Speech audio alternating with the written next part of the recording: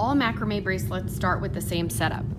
Take the safety pin and pin the top loop knot to a bag so you can pull against it with some weight. You're going to take the two short strings, which are called your warp, and you're going to tape them to the table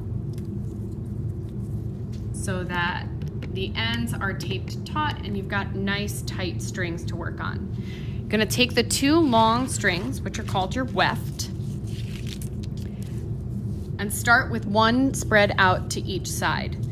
The spiral knot, which is the first bracelet that we're making for the macrame unit, is just a plain bracelet with no beads. It's the same knot over and over the whole way down.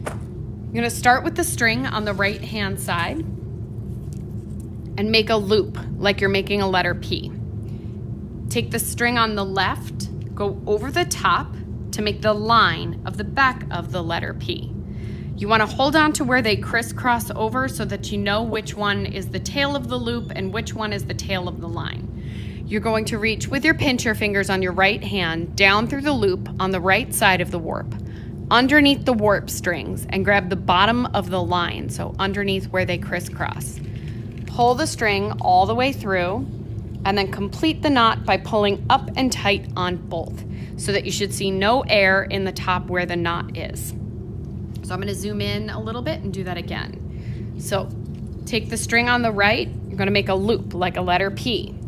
The string on the left comes down over the top to make the line of the back of the letter P. Hold on to where they crisscross, reach down through the loop, under the two tape to the table, grab the bottom of the line, pull through, and pull up and tight. And you're going to continue doing this same knot over and over until you make it to the end of the bracelet. So string on the right makes the loop, string on the left makes the line over the top. Reach down through the loop, under the two tape to the table. Grab the bottom of the line, pull through, pull up and tight. Loop on the right, line on the left. Make sure the line goes over the top. Hold on to where they crisscross, reach down through the loop, under the two tape to the table. Grab the bottom of the line, pull through, and pull up and tight. And done correctly, you should start to see a spiral emerge that looks kind of like a DNA strand that you would see in science class.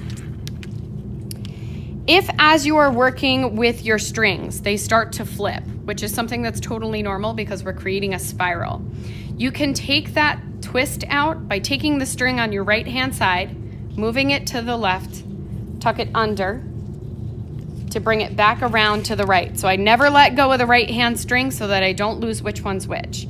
And then you're just going to take your left string and move it out to the side to untangle it, and then continue along making my knot. Loop on the right, line on the left. Reach down, pull through, pull up and tight. And you would continue this all the way down the warp until you've covered enough of the warp that it would make a bracelet that's long enough to wrap around your wrist. So at some point when you think you have enough, you can lift the strings up off of the table and use them to wrap around your wrist to check the, zoom back out here, to check the dimensions and see if it's long enough. If it isn't, put it down, keep going, and you're going to continue until the knotted portion of the bracelet is long enough to wrap around the wrist of the person that will be wearing it at the end.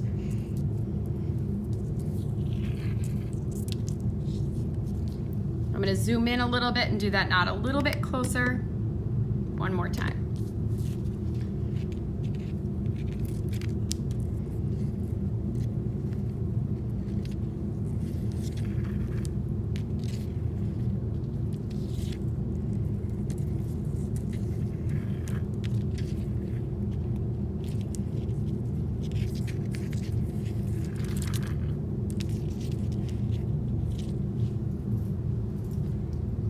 When you've completed your bracelet, you're going to stop the knot tying portion, and you're going to take a piece of tape, fold it over so that there's no sticky part left, write your name and period onto the tag, and you're going to put those together so that you can hand them in when they're all done.